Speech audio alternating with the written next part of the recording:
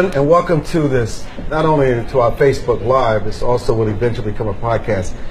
You know, there's so many things going on in the world today, and it's so fast-paced, it's just hard to keep up with all the critical stories that people need to be aware of. We talk about the persecution of Christians in different areas around the world. And what we want to do is with philosopher and constitutional law expert Bruce Fein is bring into focus what is really going on in the country of Nigeria. What we're about to share with you that's going on in the country of Nigeria, where almost 50 million people could lose their lives, is just going to blow you away. And Nigeria, believe it or not, Nigeria has become the most dangerous place for Christians in the world. And you're asking, what did he just say? Yes. Nigeria has become the most dangerous place for Christians in the world. Bruce Fein, who was there recently, who spent time there, has come back with a startling report. This is his first interview, and we're breaking news here. Bruce, tell us what you saw and what is actually going on. Because when we think of Nigeria, we think of Boko Haram and the kidnapping of children, but it's much more deep and much more pervasive than what we know. And not only that, but just in terms of the numbers. For example, when I was there recently, even before my arrival, in the northern Nigerian states, and you've got to remember 12 of those states have Sharia laws enshrined as their legal code. It's just not advisory, it is the legal code, you know, cut off hands and stoning women and that kind of thing.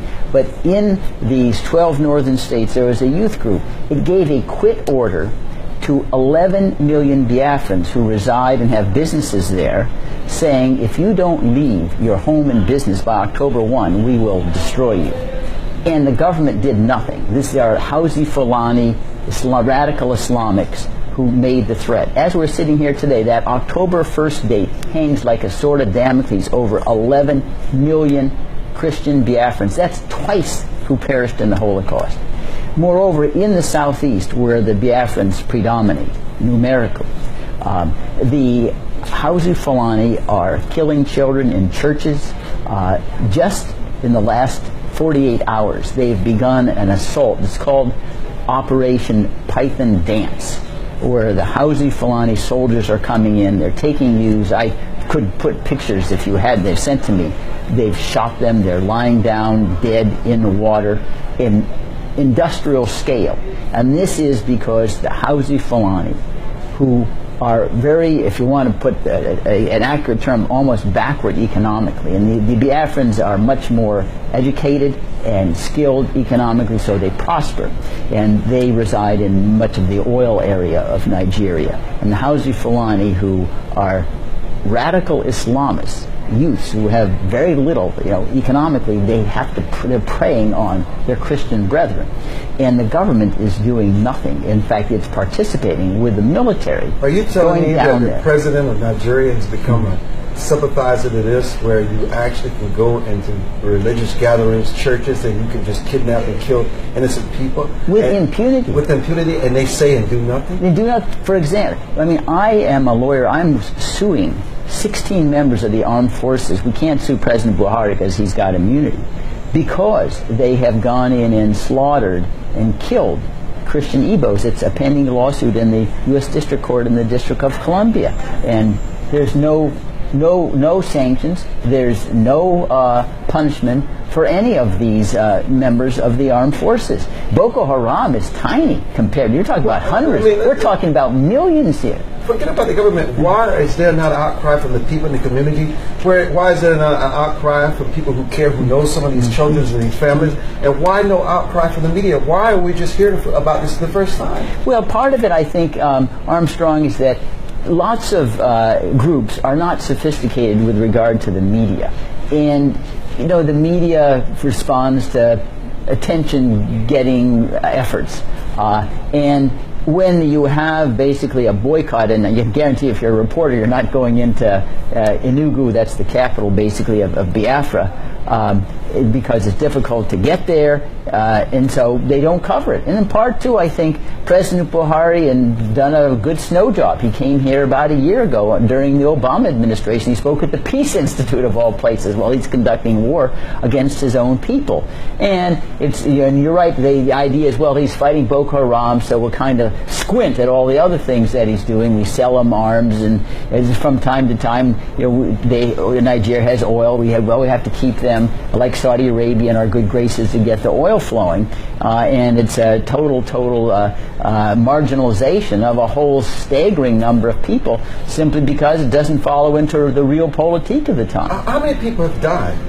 Well, tens of thousands, and it's hard to keep the numbers there. I mean, if you just look at the row on row of these youths, bloody, dead.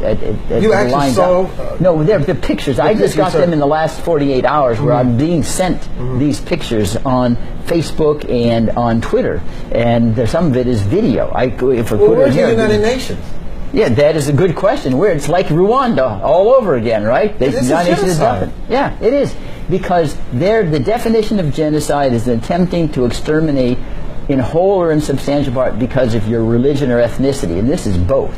It's their Christian religion, their ethnicity is Igbos. They want to destroy them, plunder all of their property. And you'd figure, well, where is the United Nations? Where's the High Commissioner on Refugees and on Human Rights? Right now, he's deploring Burma's expulsion of and I don't want to exonerate them, of Muslims into Bangladesh, and this is on a scale that makes Bangladesh Muslims in a tea party. But you're making President Buhari of Nigeria, you're describing someone who is as if worse than ISIS.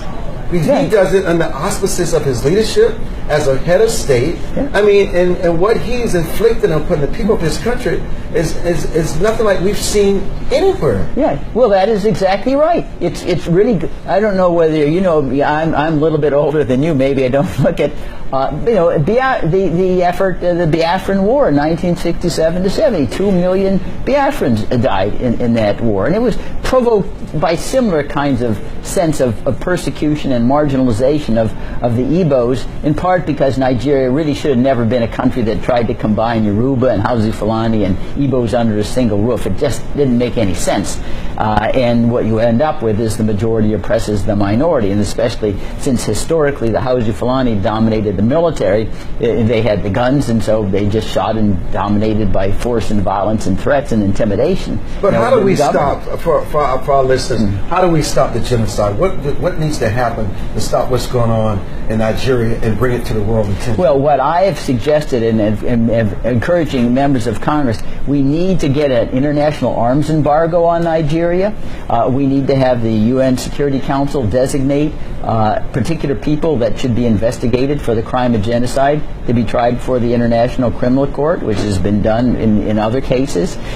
We need to get these people who are complicit in the genocide listed. There's a recent law passed in the waning months of the Obama administration. It's called the Global Magnitsky Human Rights Accountability Act, where the president can designate people who are implicated in gross violations of human rights for a denial of visas, and their assets are frozen. There's a stigma attached.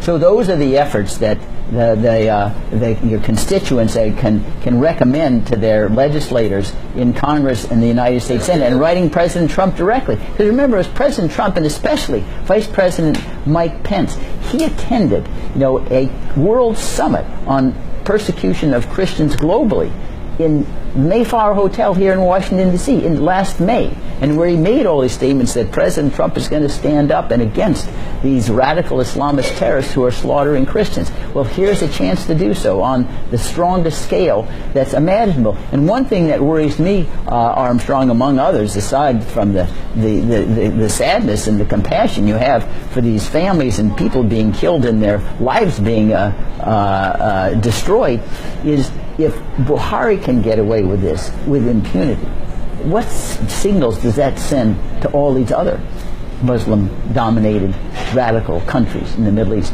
We don't have any price to pay. You know, with all the focus on North Korea and his bloody dictator, I mean, this guy also compares in comparison to what's going on in Nigeria. Let me ask you this. Is there a tinge of racism to this? The fact that Nigeria would be seen as a country of Africans. If this were a country where the Buhari was, let's say, a colonialist or a white head of state, would this be a different issue? Do they lessen the value of these lives and the importance of this matter because it's an African dictator? Well, I think the answer is yes, as crass as that may seem. Well, it's just Africans killing each other, so who like really cares about it? Yeah, or Zimbabwe, Mugabe, it doesn't really matter. You know, human rights are only for white folks. And I think that is a commentary on the whole, you know, the racism is still a very, very prominent element and influence, certainly, in international affairs. Because otherwise, in terms of the scale of what's going on there, say, this is not a tiny 50 million.